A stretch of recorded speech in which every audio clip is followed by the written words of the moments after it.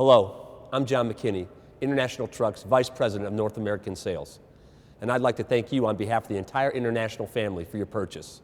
The video you're about to see is designed to help you get the most out of the product. Enjoy. Welcome, and thank you for buying a new International TranStar. From research, design, engineering, manufacturing, and our extensive dealer network, we've put a lot of time and effort into making sure this truck will give you years of productive service. There are a few things you need to know before you put your truck to work. This video is designed to help you get the most out of your truck and ensure a long, productive life. We're going to look at three major areas: under the hood, inside the cab, and around the outside of the truck. Each of these areas have things you want to pay attention to keep your truck running smoothly. Let's get started. Come around to the driver's side and locate the engine and transmission dipsticks. Now, all trucks are going to have an engine dipstick, but depending on the way your truck is spec'd, it might not have a transmission dipstick. Simply pull the dipstick to check the level of oil in the engine. Now, pay careful attention to the proper fill range. Too little oil can starve an engine, but too much oil can cause added pressure and related failures.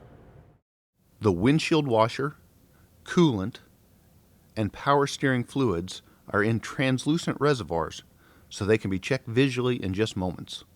Again, these should be checked daily to make sure your truck runs smoothly and safely. The air cleaner makes sure the air going into the engine is clean. It is equipped with a gauge that measures resistance. As the cleaner gets dirty, the gauge will start to move from the green to the red area. Rely on this gauge.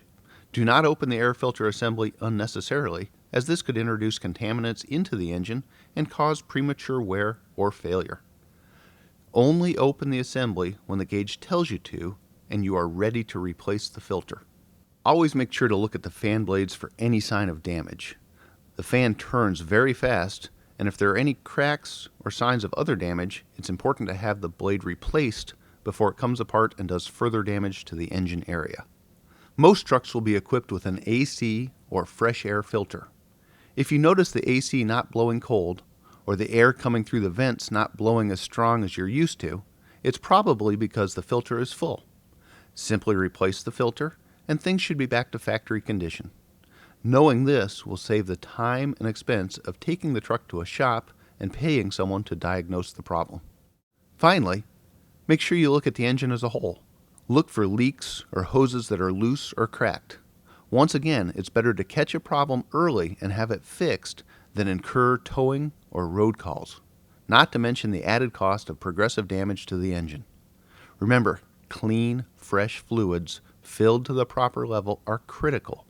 So if the fluids are leaking out of a hose, the engine might be seriously damaged. Now let's move inside the truck.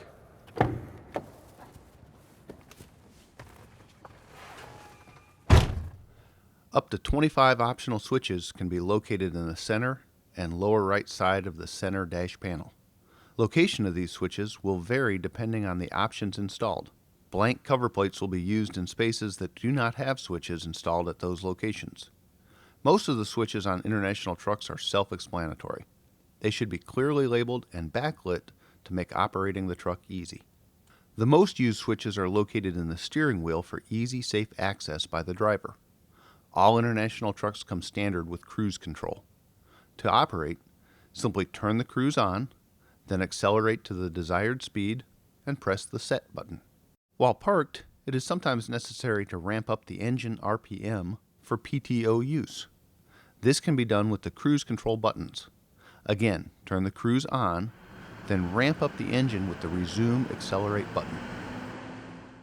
Other important switches include the lights and mirrors. One of the most important things to know about International trucks is what all the lights on the dash mean.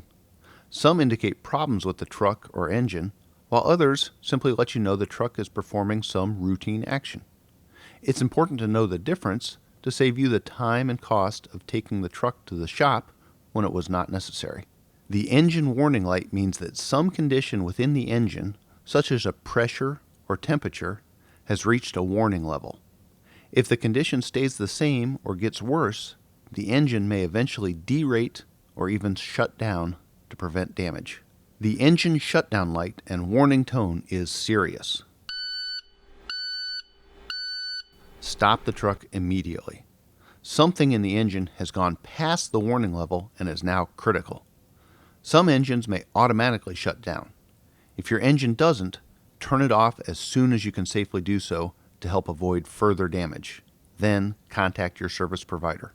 Visit internationaltrucks.com to find the closest international dealer. Vehicles with max-force engines are equipped with a malfunction indicator light, or MIL. It signals that there is something wrong in the vehicle's emission control system. You do not need to shut the truck down immediately. Your vehicle is safe to drive, but you should get it serviced as soon as you can. A HEST, or high exhaust system temperature lamp, is only a signal that regeneration has been in progress, indicating a hot exhaust. The light comes on only occasionally and at low speeds. These conditions are normal, and the light simply tells you to be careful of what's around you if you're parking the truck because the exhaust temperature is high. DPF stands for diesel particulate filter, which captures the soot that would otherwise go into the air as smoke. If this light is on, you may notice a message in the dash that says, "Parked regeneration required." Over time, soot can clog the DPF, especially if you're in an operation where the truck starts and stops all day long, never really getting up to highway speeds. If the light comes on and stays on, there's no need to panic, but it will require you to do one of two things. First, you can run the truck at highway speeds for 20 minutes or so, which should generate enough heat for the DPF to burn the soot to ash and clear itself. If you can't get on the highway, you need to do a parked regeneration. Having the engine warmed up to operating temperature before regen will speed the process. When you see a flashing DPF light, it means the exhaust filter is just about full and the truck can't go much farther. Without delay, complete a parked regeneration, because if you don't, the vehicle controller will begin to limit power to help prevent damage to the engine and the exhaust system. If the DPF light is flashing with a beeping alarm, it means the exhaust filter is completely full and the engine power is being derated to prevent damage. In some trucks, the engine warning light will also be displayed.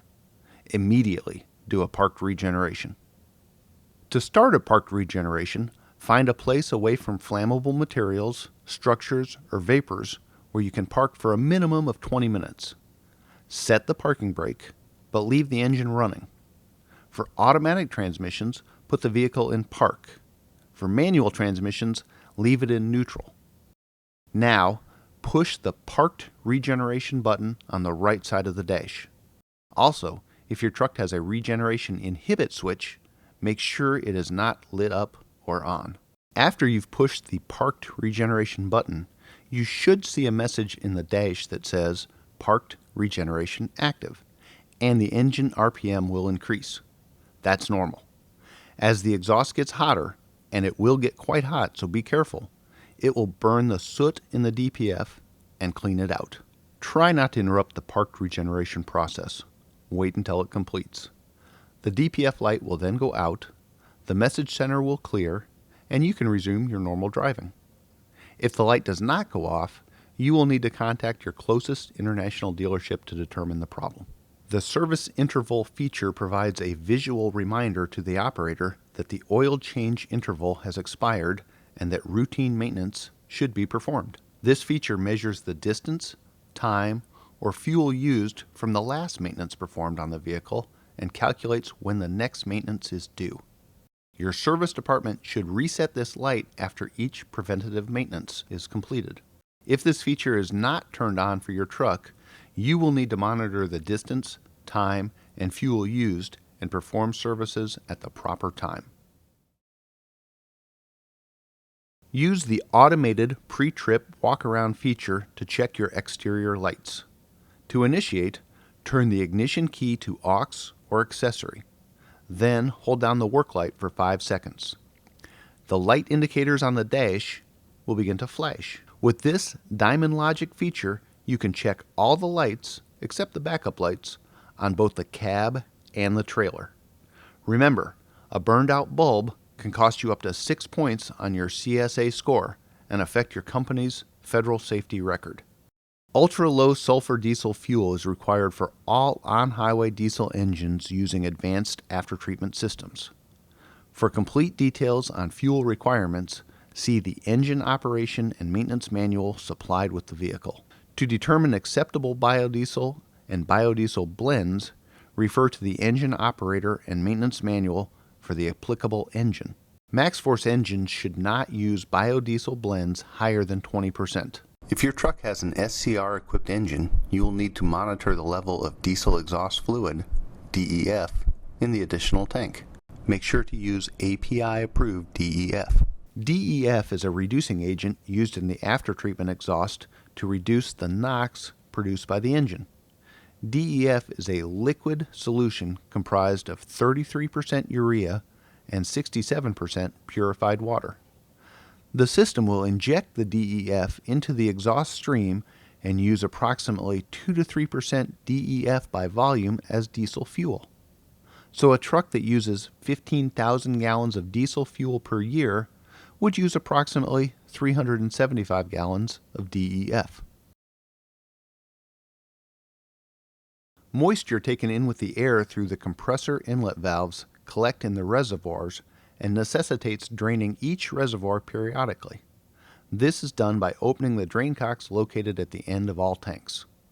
If the drain cock is opened in the end of the tank, there must be some air pressure in the system to assure proper drainage.